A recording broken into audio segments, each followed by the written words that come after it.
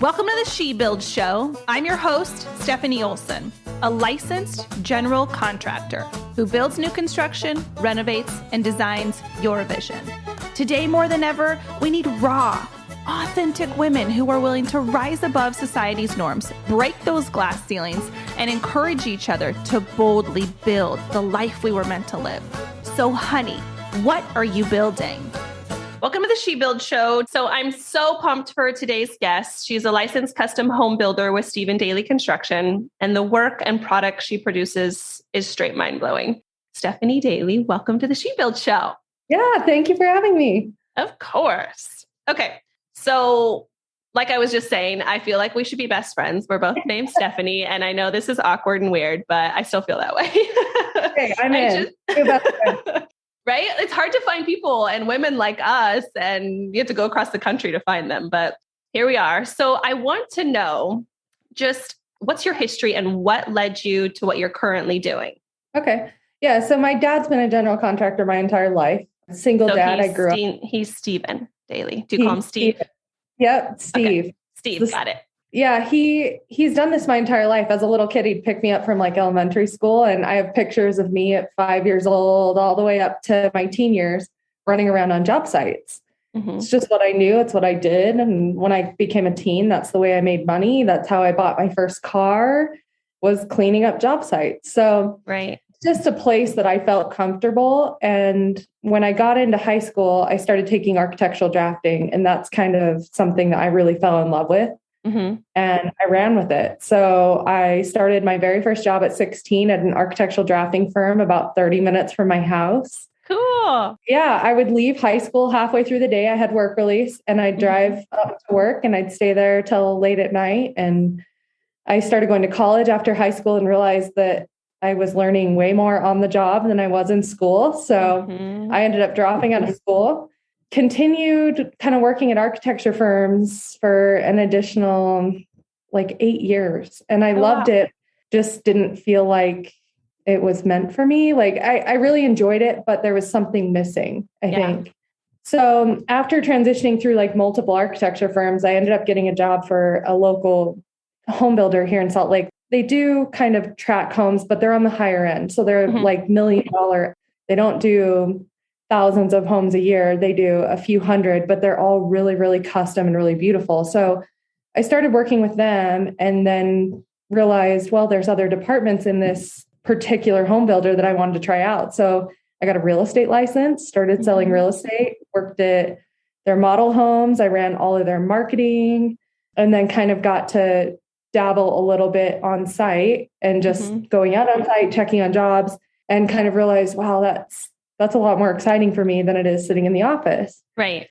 2017, my dad gave me a call and said, hey, I want to talk to you, and sat down with him. And he said, is this something you want to do forever? And I said, yeah, I love this. And he's like, well, I need someone to take over my company when I'm done. And not to say I'm going to retire ever or soon or anything, but I need somebody there.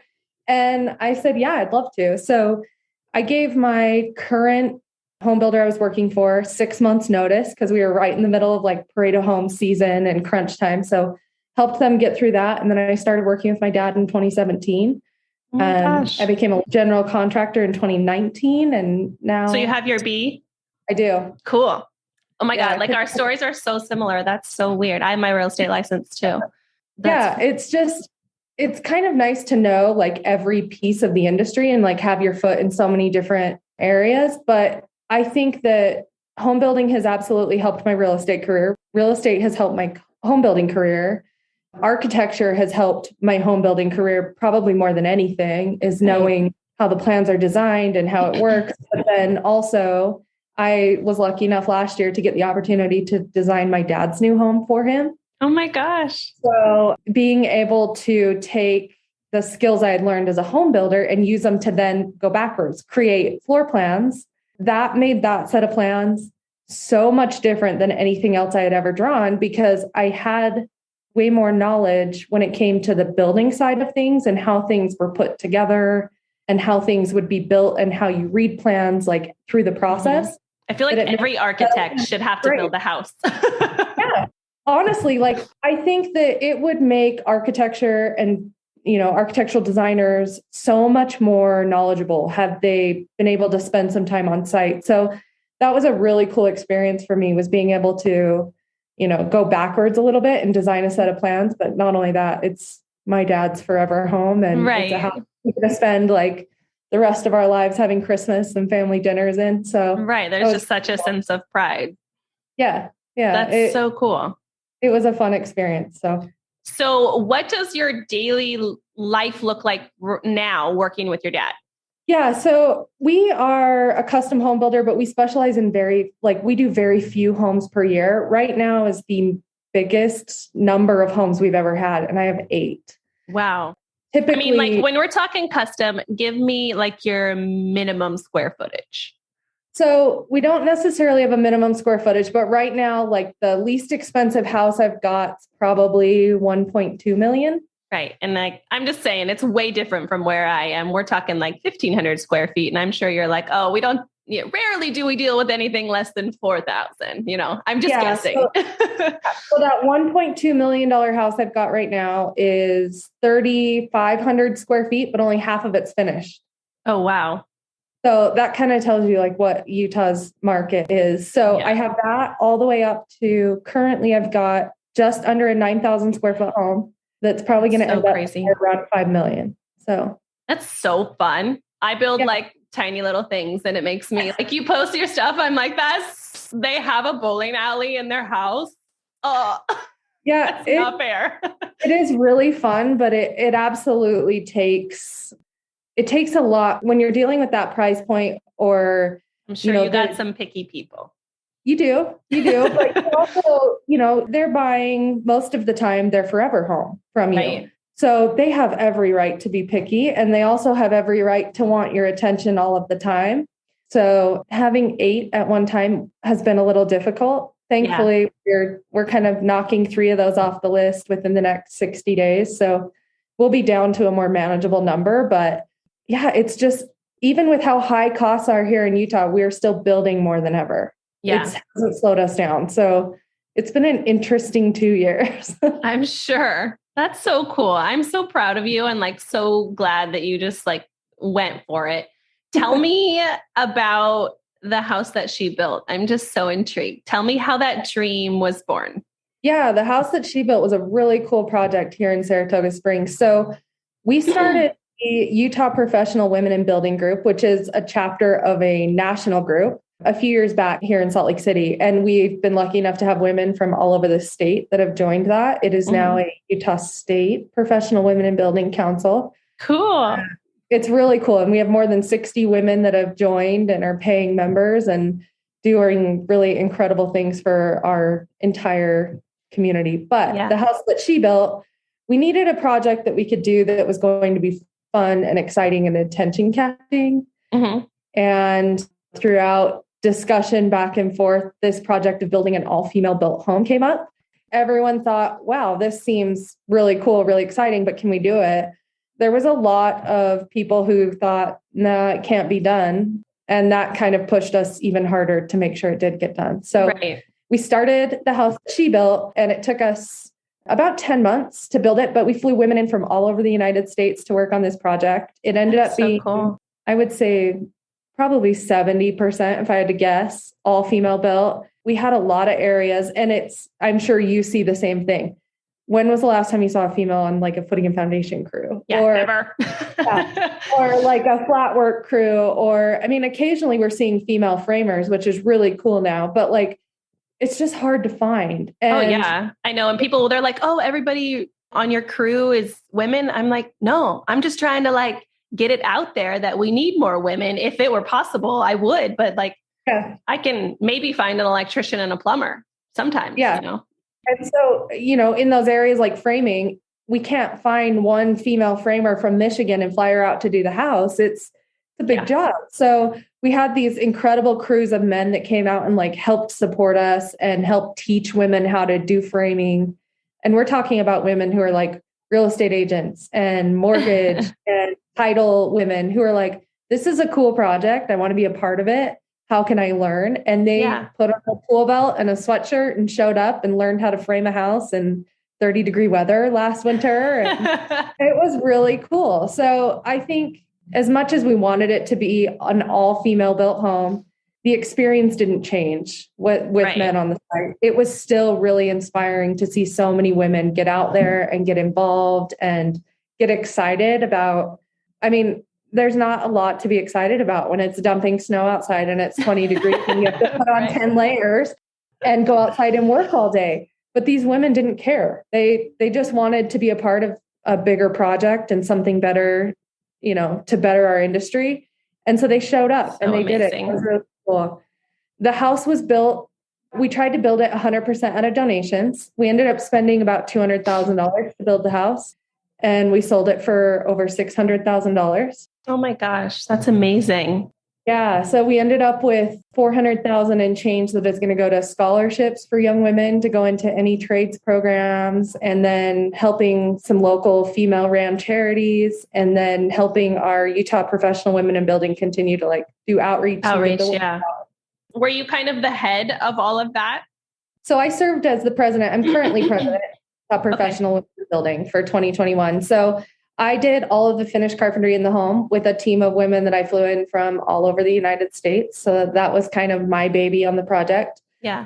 We had 2 other female general contractors besides myself. And so the 3 of us tried to juggle that with our real paying jobs throughout the year. But we all kind of helped each other out. And especially, if one of us had projects going on and we couldn't make it to the site and they needed someone to check on something, it was nice to have 3 female general contractors that could run by, check on things, do inspections. And so you have 3 general contractors in your area that are women? I have more than that. Yeah, we have a few actually, but there were 3 on this particular project. So that's amazing. I've met 2 other ones, and they're in LA but nobody here. I'm a little bit smaller than Salt Lake though. We've got a really big group, and I think the cool thing for women in Utah is they've kind of learned that it's a job they can have that's really flexible. So a lot of these women have a bunch of kids and families and crazy lives and all these things happening, but they still want to work. They still want to do something productive. They still want to do something that makes them happy and excited. And home building is a perfect place for that. I grew up on job sites. So, right. That is so cool. Take your kids with you. Oh yeah. My kids are always we're going to another house. I'm you're going to like it someday. It's going to be your job. Yeah. That's how I grew up. So I get it. I think that Utah's we're really lucky to have a lot of women that it's not a question to them about whether they can do it or not. They want to do it. So they do it. And I think that's great.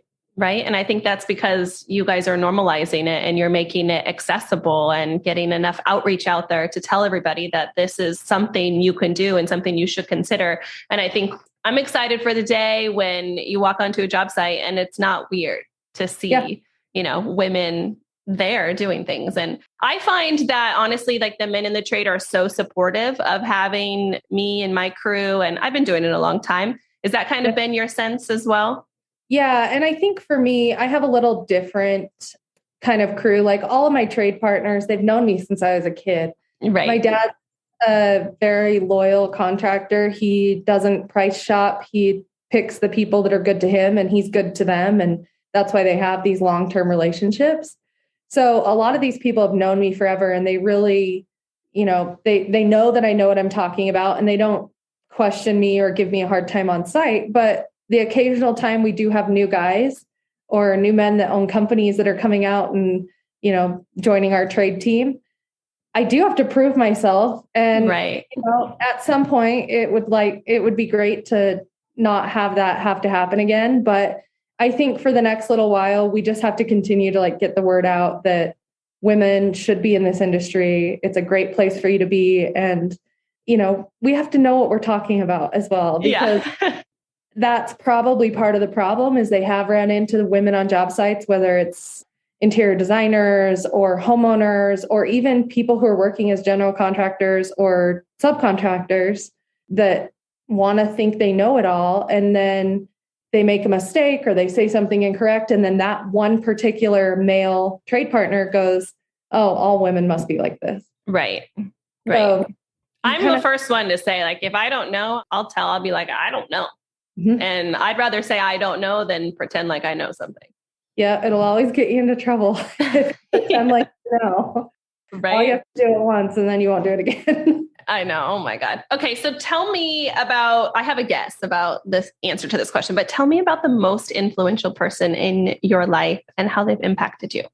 Obviously, it's my dad. Okay. I was right. It's hard for me to say that anyone else has been more impactful, especially in my career life. Mm-hmm. My dad is an incredible role model when it comes to general contracting and who you should be as a home builder and business owner. And, he spends a lot of his time making sure that his reputation is perfect because we don't do marketing. We don't market our company at all. We have an Instagram page. That's about it. And it's mainly because I just like posting pictures of what we do. And I don't think our clients are finding us on Instagram. Right. So his business is 100% word of mouth. And he has built this incredible reputation that when you say Steve Dailey, people know who he is and they know that he's a loyal guy and builds a beautiful home. And that's something to really look up to. Mm-hmm. I think he's also been a huge role model for me in the Home Builders Association too. So he joined the local Home Builders Association, I think in the late 80s, early 90s. He served on the board of directors as long as I could remember. He served as president for the Salt Lake Home Builders Association, president for Utah State Home Builders. He's like very involved. He's very involved because there's something that comes from being a member of the Home Builders Association and being involved with it is these are the people who are advocating for laws and bills and, your right as a home builder and all of these things. It's something that any home builder should absolutely be involved in. And so for me, it's been really cool to kind of watch him do that and to then go back through after him and be able to have those same opportunities. Mm-hmm. I think it's really neat. And I never expect to know nearly as much as he does. That's the only problem with this business. It's like, you never know all of it. You're like, the other day my plumber was at the house. We were trying to hook up gas and he's yelling at me. He's like, Steph. And I'm way over the other side of the property. He's like, come here. I'm like, what? I go over there and he's like, there's no gas to the property. I'm like, what? Like PG&E has the meter set. We've got our gas run. Everything's tied into the house. I'm like, how can we? He's like, I turned the valve on. Nothing's happening. And I'm like, why do we have this ginormous meter? It was way bigger than it needed to be for a residential house. And I'm like, what's this? And he's like, I don't know. It's a regulator or something. And I there's this black button this big on it. And I'm like, yoink. And I push it. And I don't know if when the gas goes through the pipes, you can hear it. Uh-huh. And all of a sudden it comes alive. And he's like, how could you have pressed the right button? The easy button. Normally that would be the biggest problem ever. I know. He's like, Steph, I have never in the 30 years I've done this, ever had a button to press to make gas come through the pipe. I'm like, God damn it.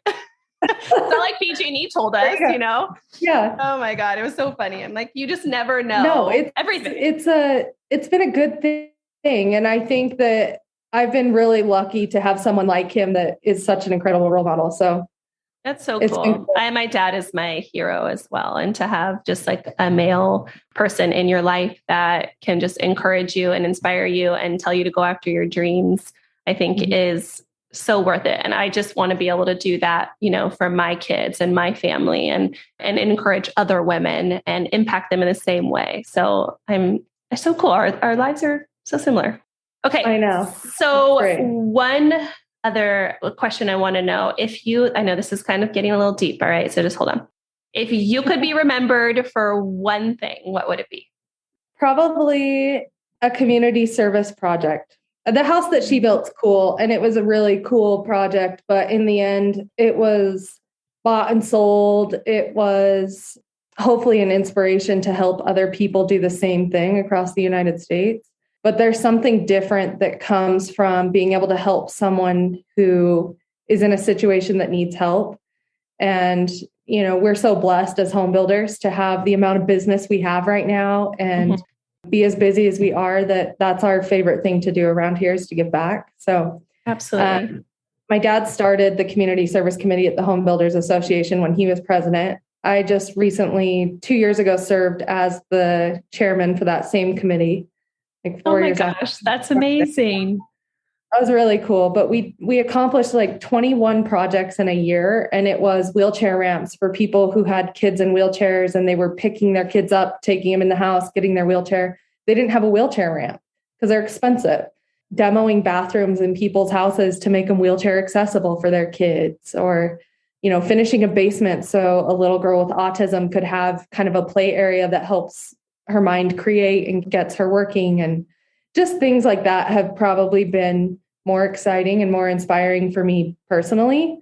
Right. Because I think that we are really lucky. We're really blessed to have the amount of business we have right now. If we look back, especially as COVID started and so many people started losing their jobs or not being able to go to work, we were essential. So we continued to work. And not only that, people were now stuck at home in a house they realized they hate. Right.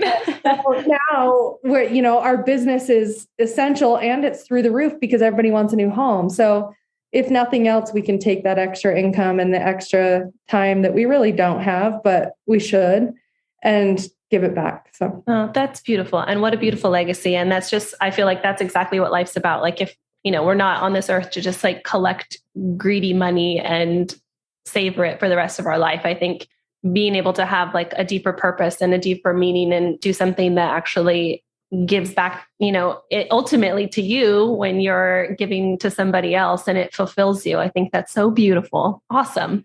So you obviously want to see more women in construction. I know that's a passion for you. What do you see as the path to making that a reality? It's a great question. So I think the biggest thing is just clarity. So being able to show people that women are in this industry and that women are doing it and that we need more women. Again, like you said, having a new woman join the trade all the time gets more men seeing more women on the job site and it becomes more normalized. Mm-hmm.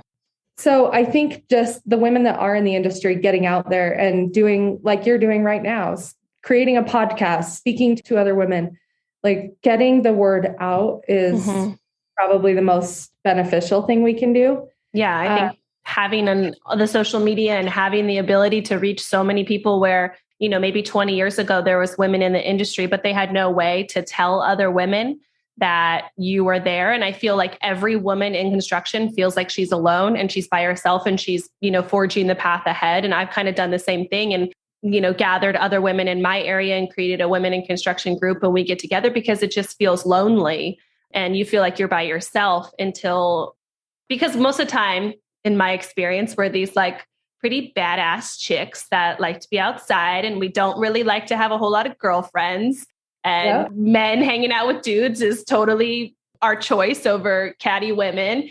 And you know what I mean? We'd like to work with our hands. And so most of my life, at least I feel like I've been alone in that and not a lot of women that I felt connected to. And so I'm like, you know what? I'm going to go find them and collect them because I know they're out there. And it's amazing. Just in our small little town, we've have 30 women that come to our little meeting and we started it just a few months ago. So I think that's the answer also. It's just like, tell people about it and tell people that you're there and encourage them to come and hang out. That's always my answer. I'm like, come hang out with us, come meet everybody else because it just makes you feel like you're not alone. Well, and I think too, like social media has done a lot, but reaching out to the other women that you see on social media that are also in construction, they're so cool. I'll tell you, like finding the women that I did to come out and do finish work on the house that she built with me. A lot of the women I reached out to on Instagram, I probably sent over 100 messages to different tradeswomen and DIYers and even local DIYers. Yeah. Who had big followings on Instagram. I sent messages to them. Hey, I'm doing this really cool project. I want to have you come help me on the finish work. Out of the 100+ messages I sent, I got 8 women. Well, 7 women plus myself. They're the coolest ladies I've ever met in my life. And it was totally chance that they responded to me and said, yeah, I'll come out there because it's a stranger asking you to fly to a different state and work for free for a week. And, they all just kind of like risked it. and came out and did it. And we're best friends now. And we all help promote each other and promote each other's companies. And it's just so cool. It's 99.9% of these women that you see on social media that are DIYers or home builders or anything are really genuine, cool women. Right. I have found that as well. Yeah. Reach out to them, make your circle bigger. And I think it gives you so many new insights to different areas of the trades too, following all of these different women. So it's cool to see like women's workwear starting to show up and tool companies and other people starting to like support women in construction and make a valiant effort to like Carhartt just released a new commercial not too long ago that has all these different women from all over the US that are different tradeswomen and iron workers and cool stuff. So it's neat to see companies start to promote women in construction. Right. Yeah. It's not just like us little guys down here. There's some big companies that are catching on that, hey, we need to outfit them right. That's awesome. Okay. What is your favorite part about what you do? Like your absolute favorite part? Honestly, seeing a house completed, like my absolute favorite part of the entire build is walking the homeowners through like our final walkthrough. Yeah. And sometimes it's more fun than others. It's really cool to have, like I have a client right now whose house is being finished and she's on a cruise in Egypt. So she's not here.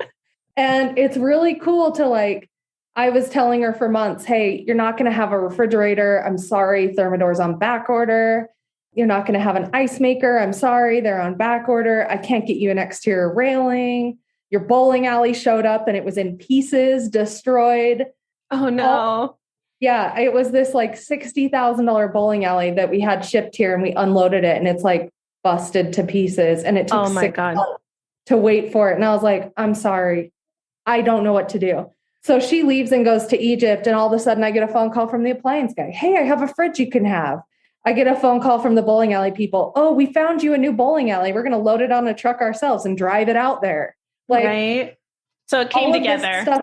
All of this stuff starts falling into place. And so, come next Wednesday, when I do her final walkthrough with her, her house is going to be done and she hasn't seen it for weeks and expects, to have pieces that aren't going to be ready. And so it'll be really cool to see her surprise, but people get so excited. And especially when you've spent, in a lot of these cases, a year to 2 years picking and selecting and designing things to then walk into a clean, fresh, I know, right? Done house and be like, oh my gosh, this was my vision. That's really cool. So I love that part of it. Me too. It feels so good to like have something. I think that's what's also so beautiful about this job is it's not something that we're selling that's intangible, like insurance or something like that. It's like you have something that's on this, piece of paper and then it comes to life. And there's just such beautiful satisfaction in like actually seeing something that you've worked on be there physically. And most of the time for probably longer than our lifetimes. So like, right. I can drive down the street and say, I built that house 4 years ago. Well, I can do the same thing 20 years from now and tell, my kids, hey, I built that house. Like, right. It's cool to be able to have something that you do that is someone's dream. It's usually someone's dream home. It's their forever home. It's something that's so important to them, but also it's going to house multiple people, multiple families' lives. And I never thought about it like that. It's like multi-generational. Like I always go through that, but I just never, houses don't generally leave after 30 years or whatever. That's such a good point. I think it finally clicked because, it's just something you do, right? You build people houses, they're happy about it, and then you move on and build the next person's house. But I was going on a fishing trip with my dad in Wyoming with one of our Pella, our window supply company. And my dad and I are driving through, and I work with my dad. I feel like I know everything about my dad, right? We're driving through Wyoming and he's like, I built that. And he's like pointing out all of these different like storage facility and this like retirement home and all of these things in a different state than we live in that he's like, oh yeah, I built all these in the early 80s when Salt Lake City was in a bad before you were born. Yeah. He's like, I came up here to Wyoming and worked. And so it's cool to like that's when it kind of clicked to me that these things last longer than my lifetime. And it's also stuff that, I would have never thought my dad built some retirement home or something. Right. In Wyoming in the 80s during a crash. And he was just trying to get some work done. Trying to support his family. Yeah, exactly. Well, that's such an amazing point. I love that. What advice do you have for someone wanting to get into the construction industry? I get a lot of flack for this sometimes. My advice is always have thick skin. Mm-hmm. I know my other question was going to be, what personality trait do you think someone needs? Is that a better question to get into the industry?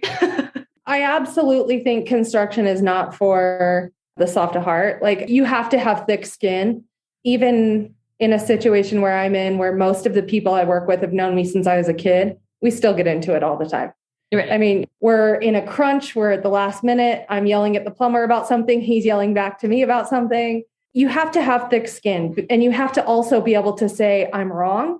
Mm-hmm. And you have to also be able to, this is probably the difference between men and women. And I see this a lot on job sites, is men are, my dad and the plumber or the electrician can get into it and then be best friends tomorrow. Right. Like they can hang on to it.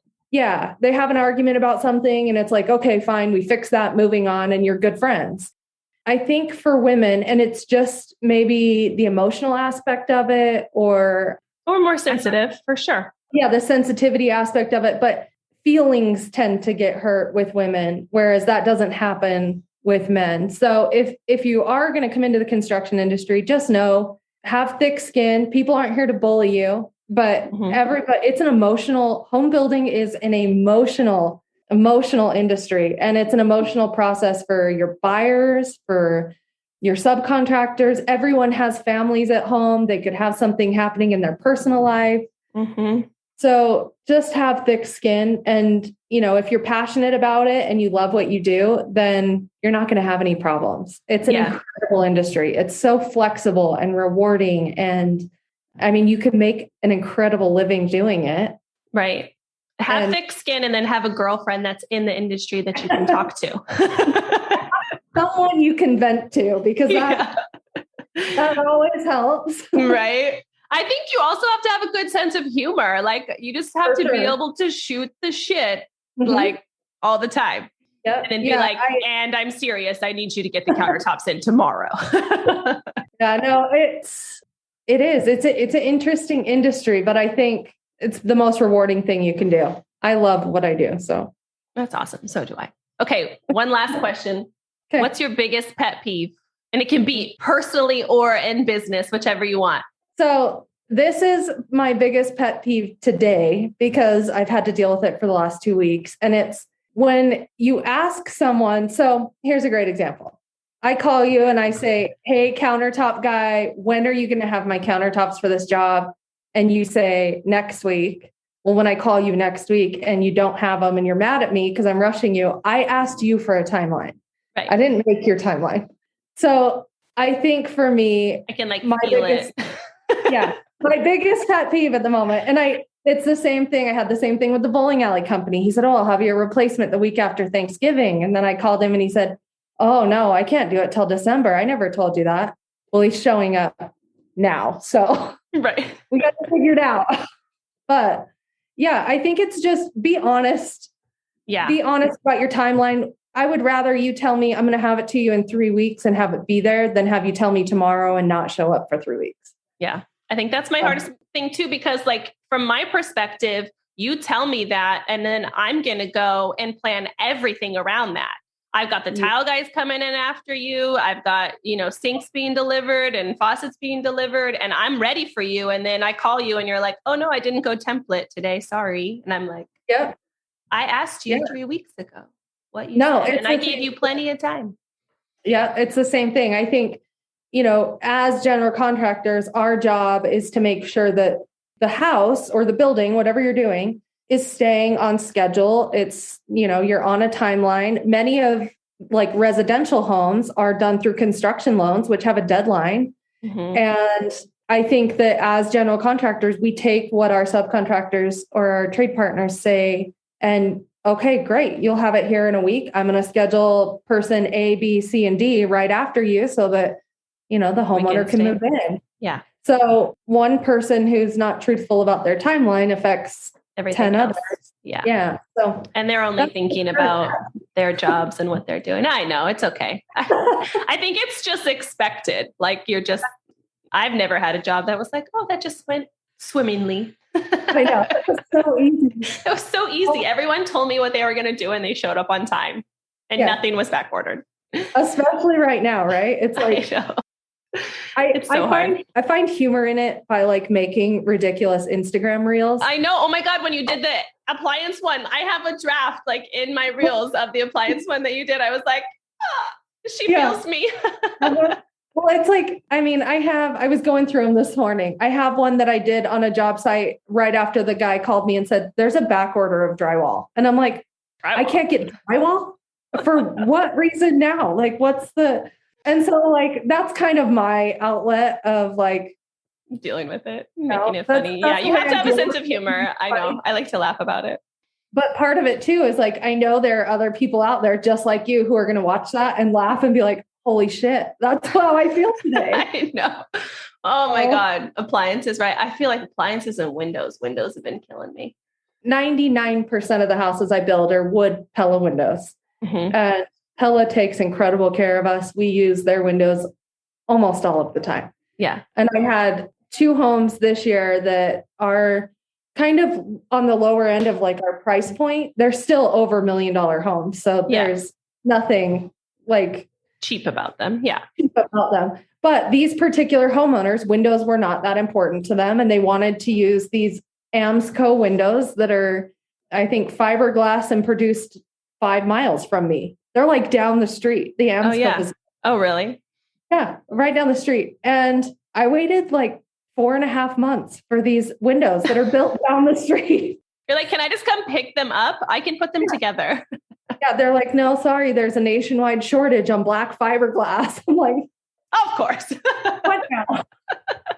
Oh my gosh. Well, Stefanie, thank you so much for being here. This was just like the Stefanie show today. And I'm so happy to meet you and so happy that you decided to come on the show. And you're going to be my best friend, whether you like it or not. Thank you for having me. Thanks for joining me today on the She Builds Show. My name is Stefanie Olson. My hope is that this episode leaves you feeling empowered and ready to boldly take that step into building the life that you envision, 1 2x4 at a time. And if you can do me a quick favor, please leave me a 5-star review on iTunes. I get giddy over reading the reviews each week, and I will choose one special person to win some She Builds swag. Make sure you add your name to the review, and I'll reach out if you're the winner. Thanks again for hanging out. Be sure to visit me at theshebuildshow.com, where you can ask me questions and share with me what you're building.